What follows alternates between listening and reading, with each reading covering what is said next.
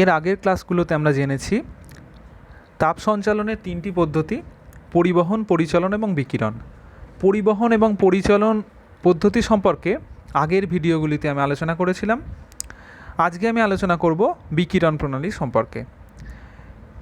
এর মধ্যেই তোমাদের আমি বলে দিই, যদি আমার এই ভিডিও এবং আমার এই প্রয়াস, আমার চেষ্টা যদি তোমাদের ভালো লেগে থাকে, তাহলে তোমরা ভিডিওটিতে লাইক দেবে এবং প্রচুর পরিমাণে শেয়ার করবে, এবং অবশ্যই তোমরা এই চ্যানেলটি সাবস্ক্রাইব করে নাও এই ধরনের ভিডিওর আরও লেটেস্ট আপডেট পাওয়ার জন্য। তো আজকে আমরা আলোচনা করব বিকিরণ প্রণালী। বিকিরণ প্রণালী হলো তাপ সঞ্চালনের 3 নম্বর পদ্ধতি, যে পদ্ধতিতে কোনো জড় মাধ্যমের সাহায্য ছাড়া বা মাধ্যম যদি থাকেও তাকে উত্তপ্ত না করে তাপ অত্যন্ত দ্রুততার সঙ্গে এক স্থান থেকে অন্য স্থানে সঞ্চালিত হয়, তাকে আমরা বলি বিকিরণ। বিকিরণ প্রণালীতে তাপ কিন্তু তার উৎস থেকে বাইরের দিকে ছড়িয়ে পড়ে তরঙ্গের আকারে। এই তরঙ্গকে আমরা বলি তাপীয় বিকিরণ বা বিকীর্ণ তাপ। এরপর চলো আমরা তাপীয় বিকিরণের কিছু ধর্ম বা বৈশিষ্ট্য একটু দেখে নিই। দেখো, পরীক্ষাগারে পরীক্ষা নিরীক্ষা করে বিকীর্ণ তাপের এই ধর্মগুলি কিন্তু লক্ষ্য করা গেছে। যেমন বিকীর্ণ তাপ আলোর মতো সরলরেখায় চলাচল করে। তোমরা নিচু ক্লাস থেকেই জানো যে আলোকরশ্মির একটি ধর্ম হলো সরলরেখায় চলাচল, সেটি বিকীর্ণ তাপের ক্ষেত্রেও লক্ষ্য করা যায়। আবার আলোর মতো বিকীর্ণ তাপেরও কিন্তু প্রতিফলন এবং প্রতিসরণ হয়। যেমন অবতল দর্পণের সাহায্যে একটি কাগজ পুড়িয়ে দেওয়া যায় প্রতিফলিত করে, তেমনই তোমরা স্কুলে পড়ার সময় অনেকেই করেছো যে উত্তল একটি লেন্স বা যাকে আমরা আতশকাচ বলি, যদি একটি কাগজের উপরে রেখে সূর্যের আলোকরশ্মিকে ফোকাসিং করে ওই কাগজে আমরা কেন্দ্রীভূত করি, সেই কাগজটি কিছুক্ষণ পরে কাগজটিতে আগুন ধরে যায়। এখানে আলো যেমন আতশকাচের দ্বারা একটি বিন্দুতে কেন্দ্রীভূত হয়, তেমন বিকীর্ণ তাপও কেন্দ্রীভূত হয়, সেই কারণেই কিন্তু কাগজটিতে আগুন ধরে যায়। অর্থাৎ আমরা বলতে পারি বিকীর্ণ তাপেরও কিন্তু প্রতিসরণ ঘটে। লেন্সের মধ্য দিয়ে বিকীর্ণ তাপের প্রতিসরণ ঘটে বলেই সূর্যের আলোকরশ্মিতে আতশকাচের সামনে একটি কাগজ ধরে রাখলে তাতে আগুন ধরে যায়। বিকীর্ণ তাপ এছাড়াও দেখা গেছে ব্যস্ত বর্গের সূত্র মেনে চলে। ব্যস্ত বর্গের সূত্র মানে তোমরা কিন্তু নিচু ক্লাসে পড়েছিলে স্থির তড়িতের ক্ষেত্রে কুলম্বের সূত্র, বা মহাকর্ষের ক্ষেত্রে নিউটনের সূত্র। সেখানে দেখা গিয়েছিল মহাকর্ষ সূত্রটাই যদি তোমরা একটু মনে করো, যে আকর্ষণ বা আকর্ষণ বলের মান দুটি বস্তুর মধ্যে দূরত্বের বর্গের ব্যস্তানুপাতিক। এই ধরনের সূত্রগুলোকে আমরা বলি ব্যস্ত বর্গের সূত্র বা ইনভার্স স্কয়ার ল। বিকীর্ণ তাপও কিন্তু এই ব্যস্ত বর্গের সূত্র মেনে চলে। এছাড়াও বিকীর্ণ তাপ ফটোগ্রাফিক প্লেটকে নষ্ট করে। ফটোগ্রাফিক প্লেট মানে তোমরা যে এক্স রে প্লেটগুলো দেখেছো, ওগুলোই হচ্ছে ফটোগ্রাফিক প্লেট। ওই প্লেটগুলো যখন কেনা হয় সেগুলো কিন্তু পুরো স্বচ্ছ থাকে। তারপরে ওই প্লেটগুলোতে যখন কোনো আলো পড়ে, যে যে স্থানে আলো পড়ে সেই স্থানগুলো কালো হয়ে যায়। তো এক্স রে করার আগে প্লেটটা থাকে পুরোপুরি স্বচ্ছ, যে যে স্থানে এক্স রশ্মি গিয়ে আপতিত হয় সেই স্থানগুলো কালো হয়ে যায়। তো দেখা গেছে এক্স রের পরিবর্তে কোনো ফটোগ্রাফিক প্লেটে যদি আমরা বিকীর্ণ তাপ ফেলি, তাহলেও কিন্তু যে অংশগুলিতে বিকীর্ণ তাপ পড়বে সেই অংশগুলি কালো হয়ে যাবে। একে আমরা বলি যে ফটোগ্রাফিক প্লেটকে নষ্ট হয়ে যাওয়া, অর্থাৎ বিকীর্ণ তাপ ফটোগ্রাফিক প্লেটের সঙ্গে রিয়াকশান করে, ক্রিয়া করে। এছাড়াও বিকীর্ণ তাপের আলোর মতো ব্যতিচার, অপবর্তন, সমবর্তন এই ধর্মগুলি লক্ষ্য করা যায়। দেখো, এই ধর্মগুলো সম্পর্কে কিন্তু তোমাদের ক্লাস 11-এ একদমই কোনো আইডিয়া হবে না। তোমরা শুধুমাত্র প্রতিফলন এবং প্রতিসরণ নিচু ক্লাসে জেনে এসেছো। ব্যতিচার, অপবর্তন, সমবর্তন এই ঘটনাগুলি সম্পর্কে তোমরা ক্লাস 12-এ অবগত হবে, তখন তোমরা বুঝতে পারবে এগুলি কাকে বলে। তো এখন এটুকু জেনে রেখে দাও, আলোর মতো বিকীর্ণ তাপেরও কিন্তু ব্যতিচার, অপবর্তন, সমবর্তন এগুলি লক্ষ্য করা যায়। এছাড়া উৎস থেকে বিকীর্ণ তাপ তরঙ্গের আকারে চারিদিকে ছড়িয়ে পড়ে এবং উষ্ণ বস্তুর চারিদিকে সেজন্যই তাপ অনুভূত হয়। যদি আমরা একটা ধরো জ্বলন্ত উনুন রয়েছে, তার যদি পাশে আমরা দাঁড়িয়ে থাকি, সেখানে কিন্তু আমরা বুঝতে পারি যে পাশে উনুন রয়েছে, আমরা খুব তাপ একটা সেখানে উত্তাপ অনুভব করি। এখন দেখো, পরিচলন প্রণালীতে তাপ তো পাশাপাশি আসতে পারে না, তোমরা সেটা আগের দিনেই জেনেছো। আবার বায়ুও নিজে তাপের কুপরিবাহী, সুতরাং বায়ুর মধ্য দিয়েও তাপ কিন্তু এত সহজে আসার কথা নয়। উনুনের পাশে দাঁড়িয়ে থাকলে যে তাপটা উনুন থেকে আমাদের গায়ে আসে সেটা কিন্তু বিকিরণ প্রণালীতে আসে, আর উনুনের ওপরে যে তাপটা যায় সেটা কিন্তু যায় পরিচলন প্রণালীতে। তাহলে বিকীর্ণ তাপের প্রাথমিক ধর্মগুলো সম্পর্কে আমরা এইভাবে অবগত হলাম। এবার আমরা বিকিরণ প্রণালীতে তাপ সঞ্চালন কিভাবে হয় তার একটু ব্যাখ্যাটা আমরা একটু বুঝে নিই। দেখো, এখানে একটি চিত্র তোমাদের আমি দেখিয়েছি। কোনো একটি বস্তুকে যখন আমরা তাপ দিই বাইরে থেকে, সেই তাপ শোষণ করে বস্তুর উষ্ণতা বৃদ্ধি হয়। এখন তোমরা ক্লাস 10-এ গ্যাসের গতীয় তত্ত্বে পড়েছিলে, কোনো গ্যাসীয় পদার্থের উষ্ণতা বৃদ্ধি পেলে তার অণুগুলির গতি বৃদ্ধি পায় এবং গতিশক্তি বৃদ্ধি পায়। কঠিন বস্তুর ক্ষেত্রে বস্তুগুলি যেহেতু এক স্থান থেকে অন্য স্থানে যেহেতু অণুগুলি যাতায়াত করতে পারে না, খুব শক্ত বন্ড দ্বারা আবদ্ধ থাকে, তাই কঠিন বস্তুর যখন উষ্ণতা বৃদ্ধি পায় তখন কঠিন বস্তুর অণুগুলি একই স্থানে থেকে ভাইব্রেট করতে থাকে। এইভাবে অণুগুলির গতিশক্তি বৃদ্ধি পায়। তাহলে কি হলো, বস্তুকে আমি তাপ দিলাম, তার উষ্ণতা বৃদ্ধি পেল, তার ফলে অণুগুলির গতিশক্তি বৃদ্ধি পেল। এখন অণুগুলি যত ভাইব্রেট করবে তত অণুগুলি থেকে তড়িৎচুম্বকীয় শক্তি কিন্তু উৎপন্ন হবে এবং তা বিকিরণের মাধ্যমে বা বিকীর্ণ তাপের আকারে এক স্থান থেকে ছড়িয়ে পড়বে। এই বিকীর্ণ তাপটি কিন্তু আলোর মতো যাবে, সরলরেখায় যাবে এবং আলোর সমান বেগে সঞ্চালিত হবে। এইভাবে কিন্তু তাপীয় বিকিরণ হয়। এখন এই বিকীর্ণ তাপ যখন কোনো শীতল বস্তুর উপরে পড়বে তখন কি ঘটবে? দেখো, এখানে বিকীর্ণ তাপ শীতল বস্তুর ওপরে পড়েছে। শীতল বস্তুর অণুগুলি এই বিকীর্ণ তাপকে শোষণ করবে। এই দেখো, এখানে শক্তির শোষণ ঘটেছে। যদি এই শক্তিকে শোষণ করে তখন অণুগুলির গতিশক্তি বৃদ্ধি পাবে। এখানে গতিশক্তির বৃদ্ধি কিভাবে হলো? বিকীর্ণ তাপ শোষণ করে। যখনই এদের গতিশক্তি বৃদ্ধি পাবে তার ফলে তার উষ্ণতা বৃদ্ধি হবে। এইভাবে কিন্তু বিকীর্ণ তাপের মাধ্যমে দেখো তাপ এই বস্তু থেকে এই বস্তুতে ছড়িয়ে পড়ল। তাহলে আমরা বলতে পারি যে বিকিরণ পদ্ধতিতে তাপ সঞ্চালনের দুটি ধাপ রয়েছে।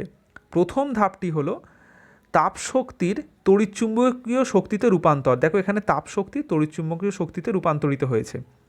আর দ্বিতীয় ধাপ হলো বিকীর্ণ তাপ যে বস্তুতে পড়ছে সেই বস্তুতে তড়িৎচুম্বকীয় শক্তি থেকে তাপ শক্তিতে রূপান্তর। এইভাবে কিন্তু এক বস্তু থেকে তাপ অন্য বস্তুতে বিকিরণ প্রণালীতে ছড়িয়ে পড়ে। এবার আমরা বিকীর্ণ তাপের প্রকৃতি সম্পর্কে একটু জেনে নিই। তোমরা আজকে যতটুকু আলোচনা হলো সেখান থেকে তোমরা বুঝতে পারছো যে বিকীর্ণ তাপের সঙ্গে আলোর কিন্তু প্রচুর মিল রয়েছে। এর কারণ হলো বিকীর্ণ তাপ এবং আলো উভয়ে কিন্তু তড়িৎচুম্বকীয় তরঙ্গ এই গোষ্ঠীর অন্তর্ভুক্ত, উভয়ের কিন্তু প্রকার একই।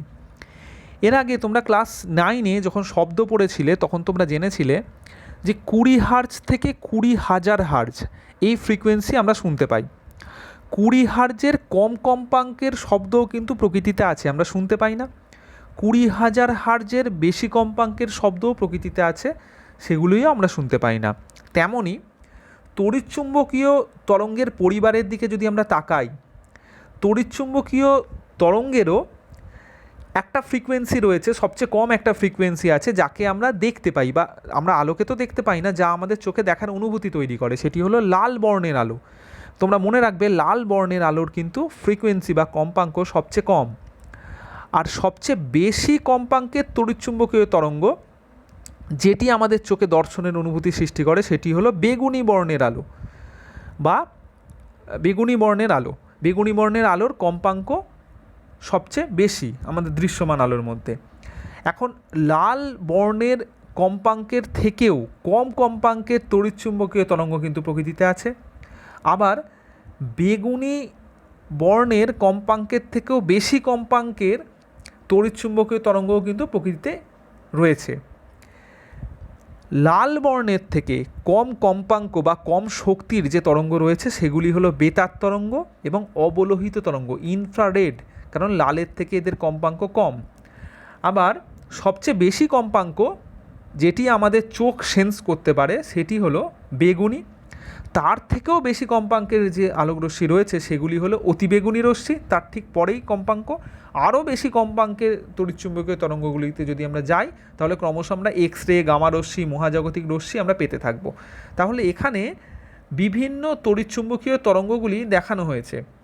উপরের দিকে কম্পাঙ্ক কম, যত নিচের দিকে আমরা আসব তত কম্পাঙ্ক ক্রমশ বাড়তে থাকবে। এইভাবে কিন্তু আমরা দেখতে পাচ্ছি যে বিকীর্ণ তাপ এবং তড়িৎচুম্বকীয় তরঙ্গ, বিকীর্ণ তাপ নিজেই কিন্তু তড়িৎচুম্বকীয় তরঙ্গের অন্তর্ভুক্ত, সেজন্যই বিকীর্ণ তাপ এবং আলোর এত মিল। সমস্ত তড়িৎচুম্বকীয় তরঙ্গই কিন্তু শূন্য স্থানে একই বেগে চলাচল করে।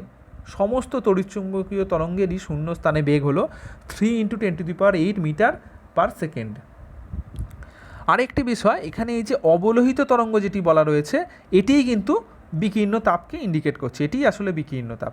অর্থাৎ এই আরেকটি বিষয় এখান থেকে তোমরা দেখে নিতে পারছো, সেটি হলো বিকীর্ণ তাপের কম্পাঙ্ক দৃশ্যমান আলোর কম্পাঙ্কের থেকে কম বা লাল বর্ণের কম্পাঙ্কের থেকে কম। তড়িৎচুম্বকীয় তরঙ্গ সম্পর্কে ডিটেলসে তোমরা পড়বে কিন্তু ক্লাস 12-এ, সেখানে এটি আলাদা অধ্যায় রয়েছে। সেখানে তড়িৎচুম্বকীয় তরঙ্গ কিভাবে অগ্রসর হয় এবং তড়িৎচুম্বকীয় তরঙ্গের চিত্র সবই কিন্তু তোমরা সেখানে দেখবে। এখানে শুধুমাত্র এইটুকু জিনিসই তোমাদের জানানো হচ্ছে। এরপর দেখো, সাধারণ আলো এবং বিকীর্ণ তাপের অনেক মিল এবং অনেক অমিল রয়েছে। এই সাদৃশ্য এবং বৈসাদৃশ্যগুলো একটু চলো আমরা দেখে নিই। সাদৃশ্য বা মিলগুলি হলো উভয়ের প্রকৃতি একই। সাধারণ আলো তড়িৎচুম্বকীয় তরঙ্গ, আবার বিকীর্ণ তাপও কিন্তু তড়িৎচুম্বকীয় তরঙ্গ। উভয়েরই শূন্য স্থানে বেগ কিন্তু সমান 3 × 10⁸ মিটার পার সেকেন্ড। উভয় বিকিরণই কিন্তু সরলরৈখিক। সাধারণ আলো সরলরেখায় চলাচল করে, বিকীর্ণ তাপও সরলরেখায় চলাচল করে। উভয়েরই কিন্তু প্রতিফলন, প্রতিসরণ, ব্যতিচার, সমবর্তন এই ধর্মগুলি দেখা যায়। উভয়ই ফটোগ্রাফিক প্লেটকে ক্রিয়া করে বা বলা যায় ফটোগ্রাফিক প্লেটকে নষ্ট করে দেয়। ব্যস্ত বর্গের সূত্র উভয় মেনে চলে। শূন্য স্থানে উভয়ই বিস্তার লাভ করতে পারে, উভয়েরই মাধ্যমের কোনো প্রয়োজন হয় না। তোমরা জানো সূর্য থেকে আলো কোনো মাধ্যম ছাড়া পৃথিবীতে চলে আসে, বিকীর্ণ তাপও কিন্তু আসতে পারে। এবং মাধ্যমকে উত্তপ্ত, সাধারণ আলোও মাধ্যমকে উত্তপ্ত করে না, বিকীর্ণ তাপও মাধ্যমকে উত্তপ্ত করে না। আর কিছু অমিল রয়েছে। সাধারণ আলো কী করে, আমাদের চোখে দেখার অনুভূতি জাগায়, আর বিকীর্ণ তাপ কী হয়, তাপের অনুভূতি জাগায়। আরেকটি ব্যাপার হচ্ছে তরঙ্গ দৈর্ঘ্য। তোমরা একটু আগেই দেখলে বিকীর্ণ তাপের কম্পাঙ্ক কম, অর্থাৎ বিকীর্ণ তাপের কম্পাঙ্ক কম, অর্থাৎ বিকীর্ণ তাপের তরঙ্গ দৈর্ঘ্য বেশি। আর সাধারণ আলোকরশ্মির কম্পাঙ্ক বেশি, অর্থাৎ সাধারণ আলোকরশ্মির তরঙ্গ দৈর্ঘ্য কিন্তু কম হবে। তোমরা জেনে রাখবে কিন্তু তরঙ্গ দৈর্ঘ্য এবং কম্পাঙ্ক একে অপরের ব্যস্তানুপাতিক। কম্পাঙ্ক যদি বেশি হয় তরঙ্গ দৈর্ঘ্য কম হবে, কম্পাঙ্ক যদি কম হয় তরঙ্গ দৈর্ঘ্য বেশি হবে। তাহলে সাধারণ আলোকরশ্মির তরঙ্গ দৈর্ঘ্য ছোট আর বিকীর্ণ তাপের তরঙ্গ দৈর্ঘ্য অপেক্ষাকৃত বড়। এরপর আমরা একটি খুব গুরুত্বপূর্ণ তাপীয় বিকিরণের নীতি পড়ব, সেটি হলো প্রিভোস্টের তাপ বিনিময় নীতি। দেখো, এখানে একটি বেসিক জিনিস তোমরা একটু বুঝতে পারবে। এর আগে পর্যন্ত আমরা পড়েছিলাম, আমাদের ধারণা ছিল যে উষ্ণ বস্তু তাপ দেয় আর শীতল বস্তু তাপ গ্রহণ করে। আমরা ভেবেছিলাম কি এতদিন পর্যন্ত যে শীতল বস্তু তাপ ছাড়তে পারে না, শীতল বস্তু শুধুমাত্র তাপ গ্রহণ করবে এবং উষ্ণ বস্তুই তাপ ছাড়বে। কিন্তু এই ধারণা কিন্তু তাপীয় বিকিরণের ক্ষেত্রে ভুল। প্রিভোস্ট দেখলেন এক্সপেরিমেন্ট করে যে বস্তু কিন্তু সব উষ্ণতাতেই তাপ বিকিরণ করে। এমন নয় যে বস্তু শীতল হলে তাপ বিকিরণ করবে না, তাহলে উষ্ণ হোক বা শীতল হোক সমস্ত বস্তুই সমস্ত উষ্ণতাতেই কিন্তু তাপ বিকিরণ করবে। এবং এই বিকিরণ কিন্তু তার পারিপার্শ্বিক বস্তুর উপস্থিতির ওপর নির্ভর করবে না। এমন নয় যে কোনো বস্তুর পাশে যদি শীতল বস্তু থাকে তবেই সে তাপ বিকিরণ করবে। কোনো বস্তুর পাশে যদি কোনো উষ্ণ বস্তু থাকে তাহলেও কিন্তু সে তাপ বিনিময় করতে পারে, তাপ বিকিরণ করতে পারে। তাপ বিকিরণের হার কেবলমাত্র নির্ভর করবে সেই বস্তুটির নিজের তাপমাত্রা এবং বস্তুর পৃষ্ঠতলের প্রকৃতি তার ওপরে। অর্থাৎ শীতল বস্তু, উষ্ণ বস্তু সমস্ত বস্তুই তাপীয় বিকিরণ করে এবং যে কোনো উষ্ণতাতেই করে। 0 ডিগ্রি সেলসিয়াস উষ্ণতাতেও বস্তু তাপ বিকিরণ করতে পারে, 100 ডিগ্রি সেলসিয়াস উষ্ণতাতেও বস্তু তাপ বিকিরণ করতে পারে, -100 ডিগ্রি সেলসিয়াস টেম্পারেচারেও বস্তু কিন্তু তাপ বিকিরণ করতে পারে। তাহলে প্রিভোস্টের নীতি অনুসারে তোমরা জেনে রাখলে কোনো বস্তু সমস্ত উষ্ণতাতেই তাপ বিকিরণ করতে পারে এবং এই বিকিরণের হার নির্ভর করে কেবলমাত্র সেই বস্তুর নিজের তাপমাত্রা এবং তার পৃষ্ঠতলের প্রকৃতির উপরে। প্রিভোস্টের নীতিগুলি কয়েকটি শর্তের ওপর দাঁড়িয়ে আছে, চলো আমরা শর্তগুলি একটু দেখে নিই। দেখো, প্রিভোস্টের তাপ বিনিময়ের নীতিগুলি এখানে পরপর দেখানো রয়েছে। কোনো বস্তু তাপ বিকিরণের হার যদি বস্তুর তাপ শোষণের হারের থেকে বেশি হয়, অর্থাৎ বিকিরণ করছে বেশি, ছাড়ছে বেশি, কিন্তু শোষণ করছে কম, তাহলে কি হবে? বস্তুর উষ্ণতা ক্রমশ বাড়তে থাকবে। এখানে একটু ভুল হলো, কোনো বস্তুর তাপ বিকিরণের যা হার তার থেকে তাপ শোষণের হার বেশি, অর্থাৎ বস্তুটি বাইরে থেকে বেশি তাপ শোষণ করছে কিন্তু কম তাপ বিকিরণ করছে। তাহলে শোষণ করলো বেশি, বেশি তাপ নিল কিন্তু কম তাপ বিকিরণ করলো, অর্থাৎ কম তাপ ছাড়লো, তাহলে কি হবে? বস্তুটি ক্রমশ উত্তপ্ত হতে থাকবে, তার উষ্ণতা বাড়তে থাকবে। দ্বিতীয় নীতিটি হলো, যদি কোনো বস্তু পারিপার্শ্ব থেকে তাপ শোষণের যে হার তার থেকে সেটি যদি তাপ বিকিরণের হারের থেকে কম হয়, অর্থাৎ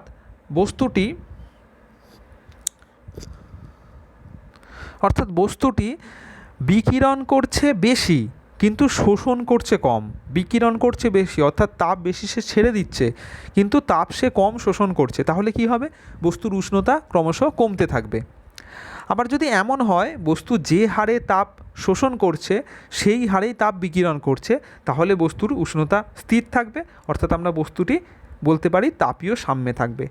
তাহলে তোমরা আশা করি প্রিভোস্টের তাপ বিনিময় নীতিটি সম্পর্কে পরিষ্কার বুঝতে পারলে।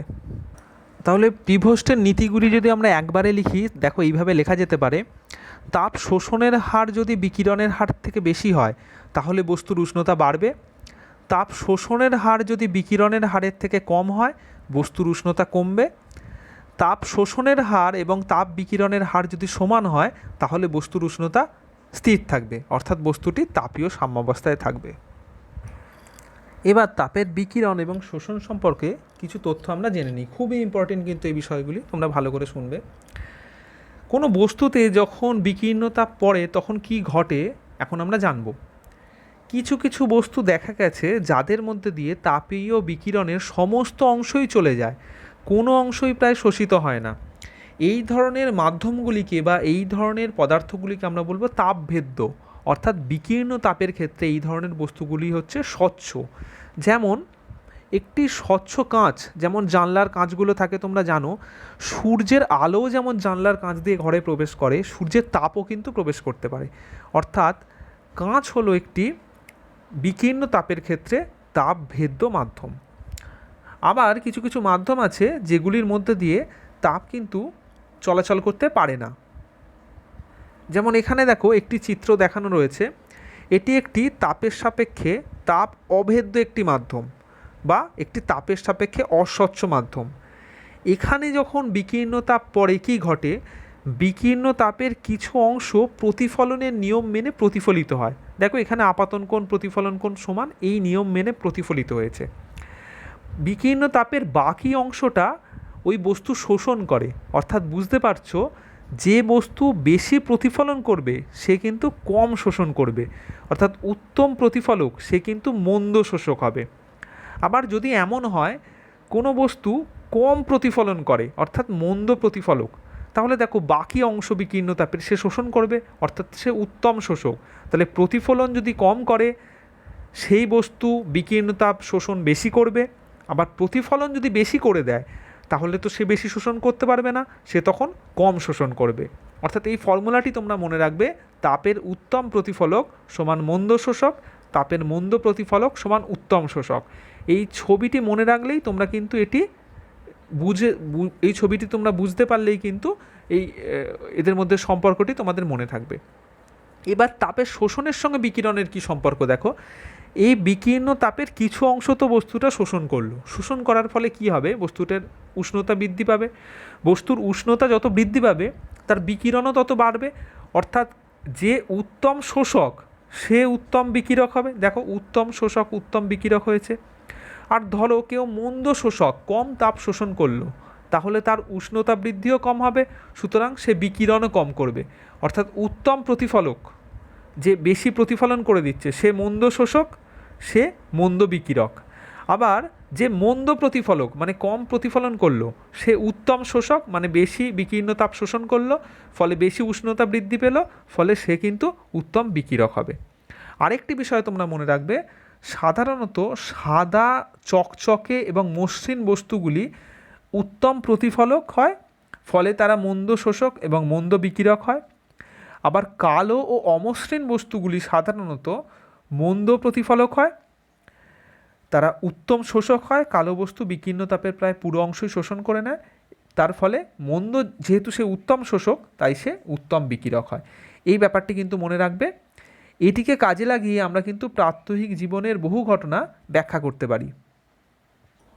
তাহলে আমরা শিখলাম সাদা ও চকচকে বস্তু উত্তম প্রতিফলক, মন্দ শোষক এবং মন্দ বিকিরক হয়, এবং কালো ও অমসৃণ বস্তু মন্দ প্রতিফলক হয়, উত্তম শোষক এবং উত্তম বিকিরক হয়। এগুলিকে কাজে লাগিয়ে আমরা বেশ কিছু প্রাকৃতিক ঘটনার ব্যাখ্যা করতে পারি। চলো কয়েকটি তার মধ্যে বিষয় আমরা একটু দেখে নিই।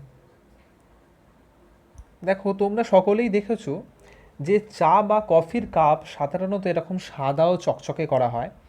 তার কারণ কি? আমরা জানি সাদা ও চকচকে বস্তু উত্তম প্রতিফলক, ফলে ভিতরে যে গরম চা থাকবে সেটা থেকে তাপ বিকীর্ণ সে হতে দেবে না, বেশিরভাগ তাপটাকেই আবার প্রতিফলিত করে চায়ের ভিতরে ফেরত দিয়ে দেবে। আবার সাদা ও চকচকে বস্তু মন্দ বিকিরক হয়, অর্থাৎ কাপটি উত্তপ্ত হলেও বিকিরণ প্রণালীতে কাপ কিন্তু কম তাপ বাইরে ছাড়বে। আর সাদা ও চকচকে বস্তু মন্দ শোষক হয়, অর্থাৎ চা থেকে সে কম তাপ শোষণ করবে, ফলে চা কিন্তু বেশিক্ষণ উত্তপ্ত থাকবে। এই জন্যেই আমরা সাদা রঙের কাপ ব্যবহার করি। এবার আরেকটি বিষয় তোমাদের বলি পোশাক সম্পর্কে। তোমরা দেখেছো গরমের দেশের বাসিন্দারা সাধারণত এরকম সাদা পোশাক পরেন, এবং শীতের দেশের বাসিন্দারা সাধারণত এরকম কালো পোশাক পরেন। কেন হয়?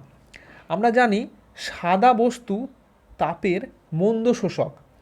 এখন গরমের দেশের লোকেরা সাদা পোশাক পরবেন কারণ তারা চাইবেন না যে তাদের পোশাক বেশি তাপ শোষণ করে উত্তপ্ত হয়ে যাক। তাহলে গরমের দেশের লোকেরা যদি সাদা পোশাক পরেন তাদের পোশাক কম তাপ শোষণ করবে, ফলে তাদের পোশাক কম উত্তপ্ত হবে, যেটা তাদের পক্ষে আরামদায়ক। অপরপক্ষে শীতের দেশের লোকেরা তারা ঠান্ডায় থাকেন, ফলে তারা চাইবেন তাদের পোশাকটা যাতে একটু উত্তপ্ত হয়, ফলে তারা কালো রঙের পোশাক পরবেন। কালো রঙের পোশাক কী হয়? উত্তম শোষক হয়, ফলে সূর্যের তাপ শোষণ করে এই তার যে পোশাকটি রয়েছে সেটি উত্তপ্ত হয়ে পড়বে, সেটি কিন্তু শীতের দেশের বাসিন্দাদের পক্ষে আরামদায়ক হবে। আরেকটি প্রশ্ন হয়, রান্নার হাঁড়ির তলদেশ কেন, দেখো এই ছবিটি দেখাই তোমাদের, রান্নার হাঁড়ির তলদেশ কেন কালো এবং অমসৃণ করা হয়? আমরা জানি কালো এবং অমসৃণ বস্তু উত্তম শোষক হয়, তাহলে রান্নার হাঁড়ির তলদেশটি যদি আমরা কালো এবং অমসৃণ করি তাহলে কি হবে? সেটি যখন আমরা উনুনে বসিয়ে উত্তপ্ত করব তখন উনুন থেকে খুব সহজে সে তাপ শোষণ করতে পারবে, ফলে খাদ্যবস্তু খুব সহজে রান্না হবে। এই জন্যেই আমরা রান্নার হাঁড়ির তলদেশ কালো এবং অমসৃণ করি। এই ধরনের আরও অনেক প্রশ্ন তোমাদের টেক্সট বইগুলোতে তোমরা পাবে। তোমরা ব্যাপারগুলি বুঝে নেবে খুব ভালো করে, কারণ 1 এবং 2 নম্বরের কোশ্চেন এখন খুব বেশি আসে, তার জন্য এই ধরনের প্রশ্ন কিন্তু খুব ইম্পর্টেন্ট। এগুলি কিন্তু বুদ্ধি করে তোমাদেরকে উত্তর দিতে হবে। আজকে তাহলে এই পর্যন্তই থাকুক। এর পরের ভিডিওতে আমরা কৃষ্ণবস্তু, তার বিকিরণ ক্ষমতা, শোষণ ক্ষমতা, গ্রিনহাউস এফেক্ট, বিশ্ব উষ্ণায়ন, স্টিফানের সূত্র, নিউটনের শীতলীকরণ সূত্র, এই বিষয়গুলি সম্পর্কে আলোচনা করব। এর পরের ভিডিওতেই কিন্তু তাপীয় বিকিরণটি কমপ্লিট করে দেব। আজকে এই পর্যন্তই থাকুক। আজকে যে পর্যন্ত পড়া হলো এগুলি তোমরা প্রস্তুত করে নাও। যদি কোনো অসুবিধা হয় তাহলে তোমরা নিচে কমেন্ট সেকশানে লিখে আমাকে জানাবে। টাটা।